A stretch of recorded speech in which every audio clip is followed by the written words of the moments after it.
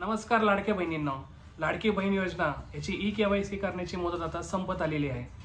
तर घरी बसून तुम्ही सुद्धा मोबाईलवरती ई-KYC पूर्ण करू शकता।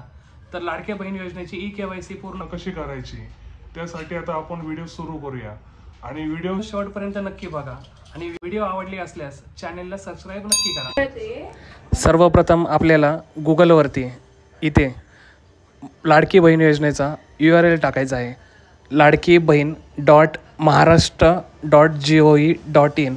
स्क्रीनवर दिसल्याप्रमाणे हा URL आपल्याला इथं एंटर करायचा आहे। ही वेबसाईट दिसेल, त्यावरती तुम्हाला क्लिक करायचं आहे। त्यानंतर ही स्क्रीन ओपन होईल, तुम्हाला इथे क्लिक करायचं आहे। त्यानंतर लाभार्थीचा आधार कार्ड क्रमांक इथे टाकायचा आहे।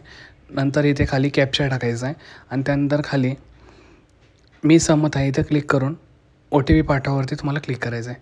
चला तर मग इथं आपण आधार कार्ड क्रमांक टाकूयात।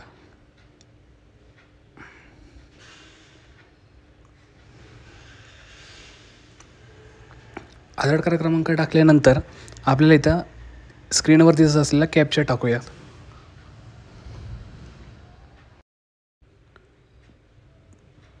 कॅप्चा टाकून झाल्यानंतर खाली येऊन इथे मी सहमत आहे वरती क्लिक करायचं आहे आणि OTP पाठवा म्हणून हे करायचं आहे। तर आपण OTP टाकल्यानंतर तिथून पुढे वडिलांचा किंवा पतीचा आधार कार्ड क्रमांक तुम्हाला इथं टाकायचा आहे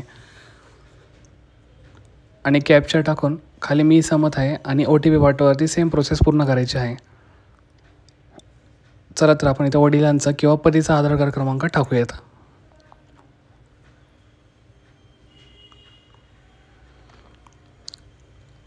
आधार कार्ड क्रमांक टाकल्यानंतर इथं जो असलेला कॅप्चा तो आपण टाकूयात।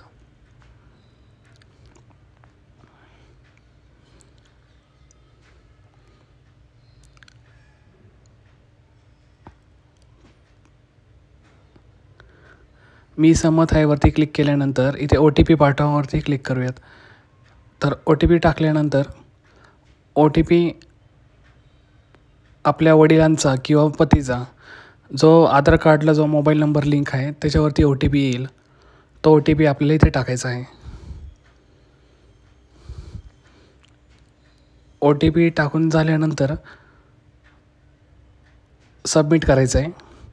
तर OTP verification failed, invalid OTP और एक्सपायर अशी जर स्क्रीन आल्यानंतर तुम्हाला ते थोड्या वेळाने ट्राय करायचं आहे। हा प्रॉब्लेम एकतर सर्व्हरचा असू शकतो, त्यासाठी आपल्याला थोड्या वेळाने किंवा दुसऱ्या दिवशी ट्राय करायचा आहे। धन्यवाद।